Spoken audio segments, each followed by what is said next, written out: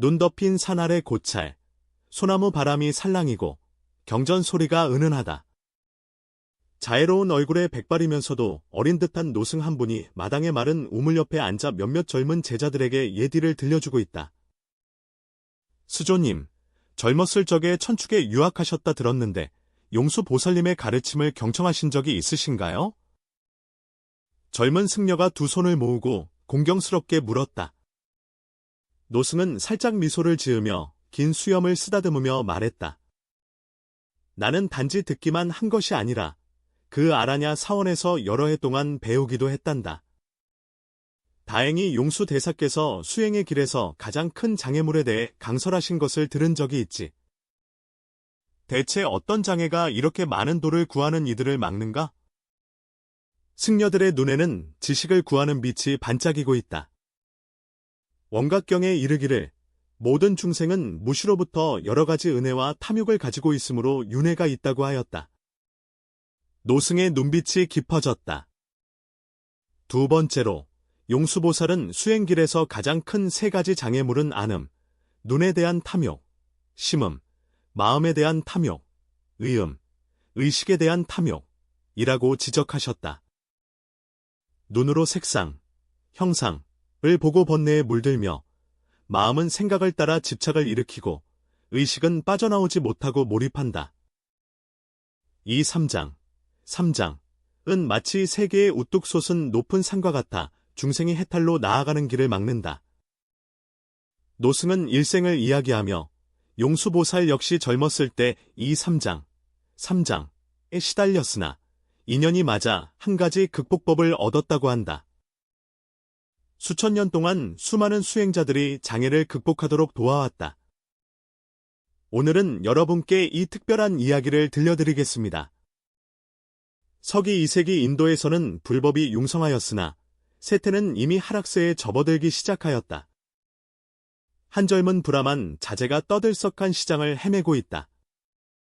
그는 나중에 팔종의 공조로 존경받는 용수였으나 당신은 세속적 욕망에 빠진 평범한 사람이었다. 나가르주나는 남인도의 부유한 브라만 가문에서 태어났다. 그는 천부적인 재능이 뛰어나 7살 때 이미 사부 베다 경전을 암송할 수 있었으며 천문, 지리, 의학 등 여러 학문에 정통하였다. 그가 12살 때 그는 유명한 나란다 사원으로 보내져 공부를 시작했고 곧 모든 이들의 주목을 받는 신동이 되었다. 그러나 뛰어난 지혜가 나그파드의 바른 길로 인도하지 못하고 오히려 교만과 자만심 때문에 더욱 깊은 혼란에 빠졌다. 20살 때 그는 세 친구와 함께 사원의 계율 구속에 불만을 품고 몰래 사원을 떠나 번화가로 와서 유흥을 즐겼다.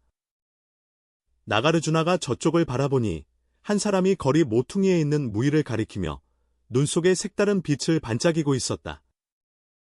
나가르주나는 누군가가 가리키는 방향을 따라 바라보니 화려한 옷을 입은 무의들이 공연을 하고 있었다. 그들의 매혹적인 춤사위는 수많은 행인들의 발길을 멈추게 했다. 용수의 시선은 자신도 모르게 끌려 마음속에 불타오르는 욕망의 불길이 솟아올랐다. 이후 그들은 4명은 3개월간 방탕한 생활을 시작하였다. 그들은 집안의 불을 사용해 술과 여자들을 사들였고 매일 감각적인 향락에 빠져 그들이 처음에 행하던 수행의 목적을 완전히 잊어버렸다. 어느 날 나가르주나와 그의 친구들은 한 부유한 상인의 집에서 연회에 참석했다. 술이 몇 차례 돌면서 모두가 취기 어린 기분에 빠져 있었다. 하룻밤이 지나고 용수는 옆에 있는 노래하는 여인을 바라보며 마음속에 뜻하지 않은 생각이 생겼다. 이 가녀는 부유한 상인의 후궁으로 천상계의 미인과 같아 수많은 남자들의 마음을 사로잡았다. 용수는 술기운을 타고 가무이에게 눈짓하며 자신의 마음을 암시했다. 뜻밖에도 가무자는 그에게 미소를 지으며 몰래 저택 뒷문 위치를 알려주었다. 연회가 끝난 후 달이 중천에 올랐을 때 용수는 홀로 약속한 장소로 향했다. 여자 기생은 과연 그곳에서 기다리고 있었고 그를 데리고 어두운 복도를 지나 우아한 작은 집으로 데려갔다. 공자님 잠시만 기다려 주십시오. 제가 목욕을 마친 후에 곧 함께하겠습니다. 가녀가 부드러운 목소리로 말한 후 곧장 안방으로 들어갔다. 나가르주나는 부드러운 자리 위에 앉아 심장이 빠르게 뛰며 기대와 긴장이 교차했다. 시간은 한 분 한 초씩 흘러가는데 가무인은 좀처럼 나타나지 않았다. 그는 참지 못해 안달하며 조심스레 안방 문 앞으로 다가가 문틈으로 안을 엿보았다. 이 광경을 보니 마치 맑은 하늘에 번개가 친 듯 온몸이 순간적으로 얼어붙는 듯했다. 노래하는 여인이 꽃무늬 옷을 벗자 병고에 시달리는 몸뚱이가 드러났고 피부에는 고름집과 궤양이 가득하며 악취가 코를 찔렀다. 그녀는 향분으로 이 상처들을 감추며 다시 화려한 옷을 입고 용수 옆으로 돌아갈 준비를 하고 있다. 나가르주나는 마치 꿈에서 깨어난 듯 순간적으로 정신이 번쩍 들었고 조용히 작은 방을 나왔다. 그의 마음속 욕망의 불길은 이미 꺼져버렸으며 그 대신 깊은 혐오와 두려움이 자리 잡았다. 색상은 허망하여 모두 환화일 뿐이다. 용수는 혼잣말을 하며 재빨리 저택을 떠나 자신의 거처로 달려갔다. 그 밤, 나가르주나는 뒤척이며 잠을 이루지 못했다. 그는 난타사에서 스승님의 가르침을 떠올렸다. 색은 공과 다르지 않고 공은 색과 다르지 않다. 색 즉 시공, 공 즉 시색. 이 순간에야 비로소 그는 이 말의 깊은 뜻을 진정으로 깨달았다. 다음 날, 용수는 새 친구를 찾아가 자신이 사찰로 돌아가 수행하기로 결심했다고 말했다. 친구들은 그의 갑작스러운 변화를 이해하지 못하고 그럴 것 많고 소심하다고 비웃었다. 너희들은 이해하지 못한다. 내가 어젯밤 본 것은 단지 한 여자의 진짜 얼굴이 아니라 나 자신의 내면에 있는 추함이었다. 용수는 엄숙하게 말했다. 우리가 쫓는 아름다움은 단지 허상에 불과하다고. 용수는 홀로 나란타 사원으로 돌아가 스승께 잘못을 참여하며 다시 받아주시길 청하였다. 스승은 그의 진심 어린 회개를 보고 그에게 한 번의 기회를 주었으나 조건은 반드시 엄격한 시험을 받아야 한다는 것이었다. 오늘부터 너는 절 안에서 마당을 청소하며 3개월 동안 하루 한 끼만 먹고 밤에 누워 쉬지 말며 낮과 밤의 경을 외워라. 3달 후에 다시 시험하겠다고 스승님이 말씀하시고 돌아서 떠나셨다. 나가르주나는 스승님의 요청에 따라 고된 참회 생활을 시작하였다. 처음 며칠 동안 그는 몸이 불편하고 자주 배고픔과 피로를 느꼈지만 이를 악물고 견뎠다. 욕망이 일어날 때마다 즉시 경전을 외우고 좌선하여 주의를 돌렸다. 한 달 후, 용수의 몸은 점차 고된 생활에 적응했지만 마음속의 음탐은 여전히 그를 괴롭혔다. 밤이 깊고 모든 것이 고요해질 때마다 그 방탕한 기억들이 그의 머릿속에 떠올라 잠들기 어렵게 만든다. 어느 깊은 밤, 나가라주나는 마음속의 동요를 견딜 수 없어 자리를 박차고 밖의 연못가로 나가 명상에 잠겼다. 달빛이 고요한 수면 위에 비치니 마치 한 폭의 밝은 거울 같았다. 용수는 물속에 비친 자신의 모습을 바라보다가 문득 깨달음을 얻었다. 내가 괴로워하는 것은 다만 지난 경험의 그림자일 뿐, 이 물속의 그림자와 같아 볼 수는 있지만 만질 수는 없다. 만약 그것의 허망한 본질을 알게 된다면 무엇을 집착할 수 있겠는가? 이 즉각적인 깨달음은 나가르주나가 음란한 마음과 맞서 싸우는 방법을 찾게 해주었다. 이후로 그는 음욕이 일어날 때마다 이를 물속의 그림자로 여기고 더 이상 대항하지 않으며 지혜로 관찰함으로써 음욕은 자연스레 소멸되었다. 3개월이 지나자 스승은 다시 나그릇을 불러 그의 모습을 만족스럽게 여기며 남쪽의 큰 설산으로 가서 카나티파라는 고승을 찾아 더 깊은 가르침을 받으라고 권유하였다. 용수는 스승님의 지시에 따라 홀로 대설산으로 향하였다. 험난한 여정 속에서 그는 비바람을 견디며 산을 넘고 또 넘은 끝에 마침내 한외진 산속 동굴에서 가나티파를 찾았다. 가나티발은 마른 노승의 모습을 하고 있었으나 그의 눈빛은 또렷하고 빛나서 곧바로 돌을 득한 고승임을 알 수 있었다. 나가르주나여, 나는 이미 오래도록 당신을 기다려왔습니다. 가나티바가 처음 만났을 때 바로 나가르주나의 이름을 말하자 그는 매우 놀랐습니다. 대사가 어떻게 내 이름을 아시는가? 나가트가 물었다. 가나티바는 살짝 미소 지으며 마음속으로는 의심하지 않았다. 하늘과 땅이 모두 알고 있었다. 당신이 여기 온 것은 음욕을 제어하는 방법을 찾기 위해서입니까? 나가르주나가 공손히 고개를 끄덕였다. 네, 제자는 다소 깨달음을 얻었으나 여전히 음욕의 속박에서 완전히 벗어나지 못하고 있습니다. 대사께서 지혜의 길을 가르쳐 주시기를 청합니다. 가나티바는 엄숙한 표정으로 말했다. 탐욕은 수행길에서 가장 큰 장애이며 하루아침에 없앨 수 있는 것이 아니다. 너는 이미 음욕의 허망한 본질을 이해하기 시작했다. 이것은 좋은 시작이다.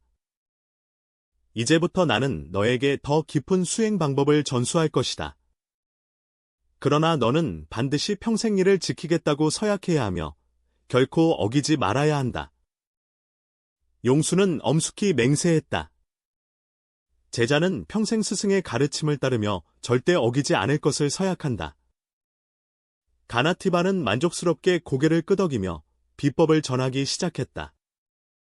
탐욕의 원인은 세 가지 연기에서 비롯되는데 그것은 눈, 마음, 그리고 의식이다. 눈은 색을 보고 사랑이 생기고 마음은 색을 따라 생각이 일어나며 계속 생각하여 놓지 않는다. 탐욕의 생각을 끊으려면 먼저 그것이 어떻게 생겨나는지 명확히 알아야 하며 그런 다음 그 근원에서부터 차단해야 한다. 가나티바가 더 설명하려 할 때 산속 동굴 밖에서 갑자기 소란스러운 발걸음 소리와 웃음소리가 들려왔다. 나가르주나는 얼굴을 굳히며 동굴 안의 미묘한 분위기 변화를 감지했다. 동굴 입구에 7명의 절세미인이 향꽃을 들고 천천히 걸어왔다. 존자여, 이들은 누구십니까? 나가르주나는 옆에 있는 스승에게 물었다. 가나티바의 눈빛은 횃불과 같았고, 용수여, 너는 이미 84,000번문을 통달했으니 오늘이 마지막 관문이다. 눈이 아름다운 색에 동요하지 않고 눈의 탐욕을 끊으며 마음이 허망함을 알고 미혹되지 않아 마음의 탐욕을 끊고 뜻이 청정하고 고요함을 지키며 흐트러지지 않아 뜻의 탐욕을 끊는다. 이 세 가지 음란함을 철저히 근절하지 않으면 지혜가 바다와 같아도 결국 해탈하지 못한다. 나는 내게 도움이 될 세 가지 법이 있으나 너는 또 한 가지 무패의 근본법이 있음을 알아야 한다. 용수는 신중한 표정으로 묻는다. 패하지 않는 근본법이란 무엇인가? 삼법과는 어떻게 다른가? 가나티파가 무겁게 말했다. 이는 천년에 한 번 들을 수 있는 비결로서 삼음, 삼욕을 자연스럽게 녹여 근본적으로 문제를 해결할 수 있다. 가나티바는 깊게 숨을 들이쉬며 계속 말했다. 패하지 않는 근본법은 신통도 아니며 주문도 아니라 음란한 마음의 본질을 철저히 깨닫는 바냐 지혜일 뿐이다. 음란한 생각이 중생을 구속하는 근본 이유는 중생이 그 본질을 알지 못하고 가짜 현상에 현혹되기 때문이다. 허상 넘어 본질을 꿰뚫을 수 있다면 음란한 생각은 얼음과 햇빛처럼 자연스럽게 녹아 사라진다. 용수는 공손히 물었다. 대사께서 본질이 무엇인지 밝혀 주시겠습니까? 가나티바는 고개를 끄덕이며 설명했다. 음란한 마음의 본질은 세 가지이다. 첫째는 공, 둘째는 고, 셋째는 무상이다. 소위 공이란 탐욕스러운 마음이 의지하는 경계가 실체가 없음을 말한다. 네가 보는 아름다운 색, 듣는 아름다운 소리, 상상하는 즐거움은 모두 꿈과 환상과 거품과 그림자와 같다. 만약 공성을 깊이 관찰할 수 있다면 음욕은 머무를 곳이 없어진다. 나함은 음욕이 잠시 즐거움을 가져오나 반드시 더 오래 지속되는 고통을 초래한다는 뜻이다. 술을 마시는 것과 같이 잠시 동안은 시원하지만 깨어나면 두통이 생기고 가려운 곳을 긁는 것처럼 긁으면 긁을수록 더 가려워져 결국 피부가 찢어지고 피가 흐르는 것과 같다. 음욕의 생각도 마찬가지로 깊이 빠질수록 고통이 더해진다. 소위 무상이라 함은 음란한 생각과 그 대상이 모두 찰나에 생멸하며 결코 영구하지 않음을 말한다.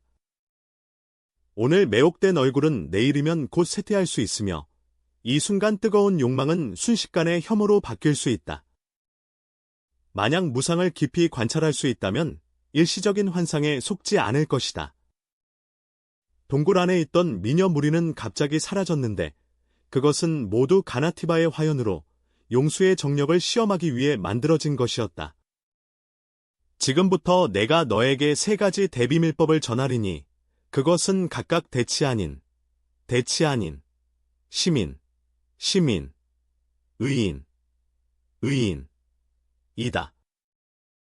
첫 번째 법, 눈의 탐욕을 대치하여 가까이서 바라보지 않는다. 색상에 탐착이 생길 때에는 그 색상의 부정한 본질을 관찰해야 한다. 아름다운 외모 아래에는 흰 뼈의 독성 종양이 있고 매끄러운 피부 아래에는 더러운 내장이 있다. 감동적인 목소리는 단지 기류의 진동일 뿐이다. 이 법은 미색의 가상을 직접 타파하여 눈의 탐욕이 어디에도 머무르지 못하게 한다.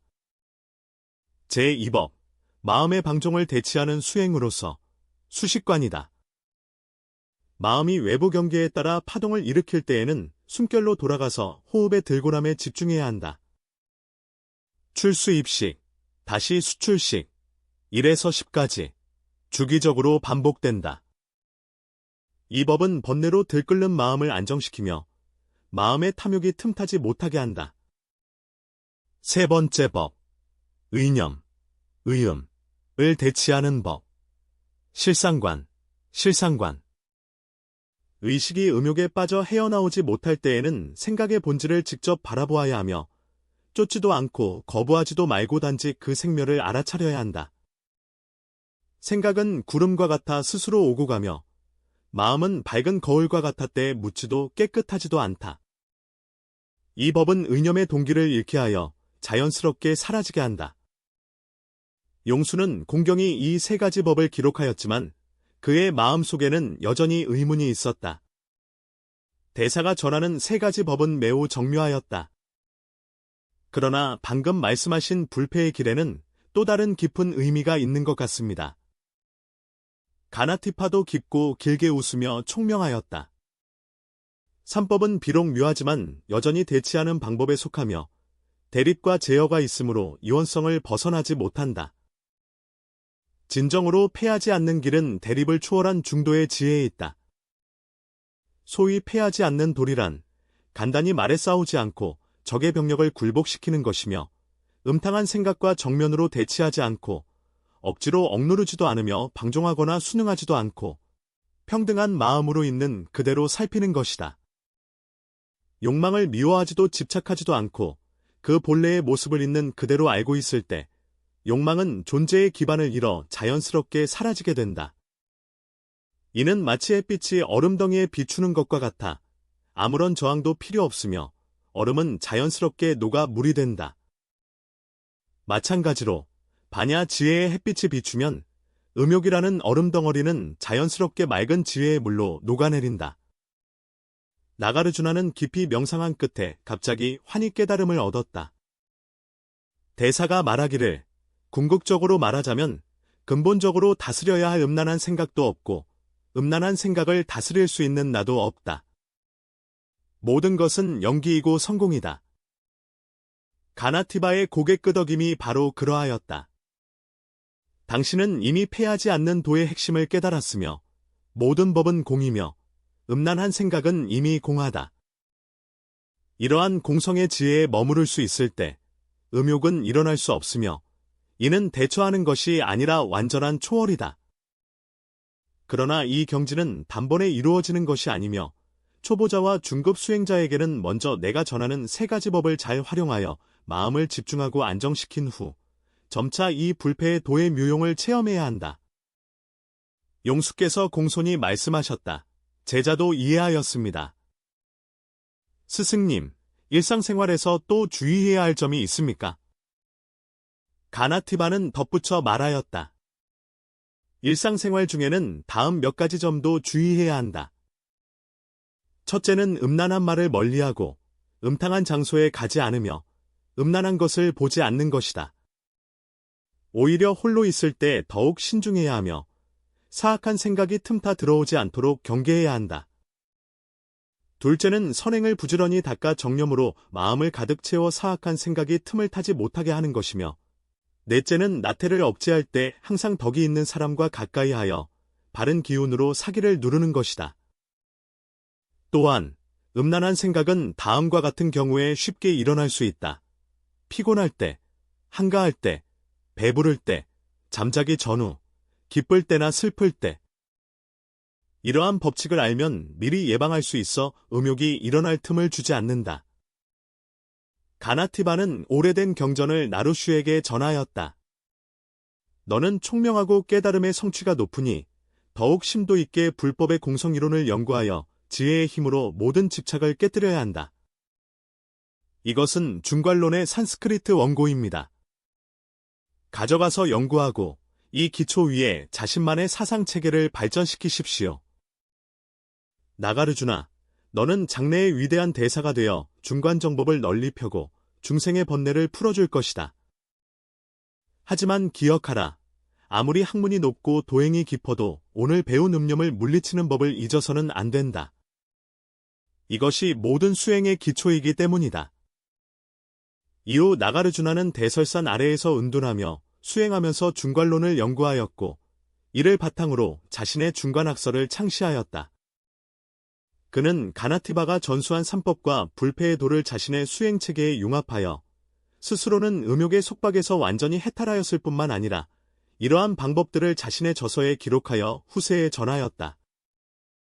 수년 후, 용수는 인도 불교사에서 가장 위대한 논사 중 한 명으로 자리매김하였으며 이후 사람들로부터 용수보살이라 존칭받았다. 어떤 제자가 그에게 물었다. 스승님, 수행길에서 가장 큰 장애물이 무엇이라고 생각하십니까? 용수보살께서 미소를 지으며 답하셨다. 안음, 심음, 의음 이 세 가지는 수행의 길에서 가장 극복하기 어려운 장애물이다. 그러나 만약 지혜로 그 공성을 비추어 본다면 장애를 도우미로 전환하고 번뇌를 보리로 바꿀 수 있다. 기억하라. 음란한 생각을 억누르는 것이 아니라 그 본질을 철저히 알아차리는 것이며, 음란한 생각과 맞서 싸우는 것이 아니라 음란한 생각을 초월하는 존재가 되는 것이다. 이것이 진정한 무패의 도리이다.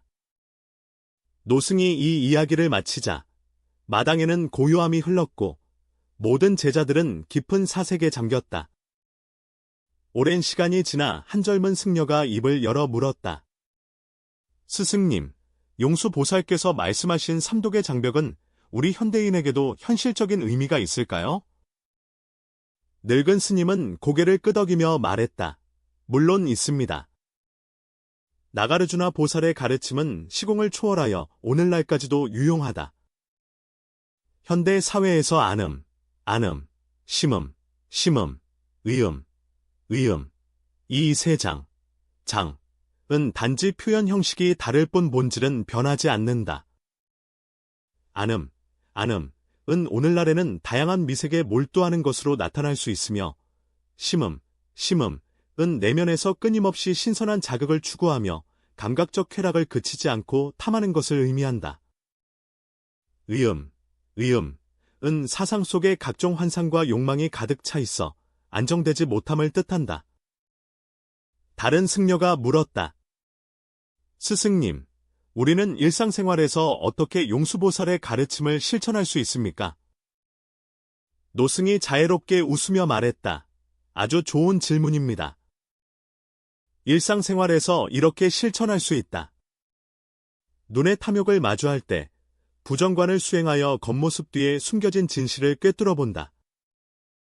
예를 들어 어떤 시각적 자극에 마음이 끌릴 때 이것은 일시적인 현상일 뿐이며 그 이면에 고통과 부정이 숨겨져 있을 수 있음을 스스로에게 상기시키세요. 마음이 탐욕에 빠질 때는 수식관, 숨세기 명상을 수행하여 마음을 평정으로 돌이킨다. 매일 시간을 내어 조용히 앉아 호흡에 집중하며 한 번에 숨을 들이쉬고 한 번에 숨을 내쉬면서 마음을 현재에 머물게 하여 외부 환경을 더 이상 쫓지 않는다. 음욕의 생각에 직면했을 때 실상관을 수행하여 마음의 본질을 관찰하라. 잡념이 일어날 때 그것과 싸우지 말고 따라가지도 말라. 다만 고요히 그것에 생기고 사라짐을 관찰하라. 마치 구름이 피고 지는 모습을 바라보듯이. 가장 중요한 것은 반야 지혜를 닦아 모든 현상의 공성 본질을 깨닫는 것입니다. 진정으로 세상의 모든 법이 꿈과 환상과 같음을 깨닫게 되면 음란한 생각도 그 힘을 잃게 된다. 어린 스님 한 명이 손을 들어 물었습니다. 스승님, 만약 우리가 이미 이 세 가지 탐욕에 사로잡혀 벗어나기 어렵다면 어떻게 해야 할까요? 노승은 부드럽게 대답했다.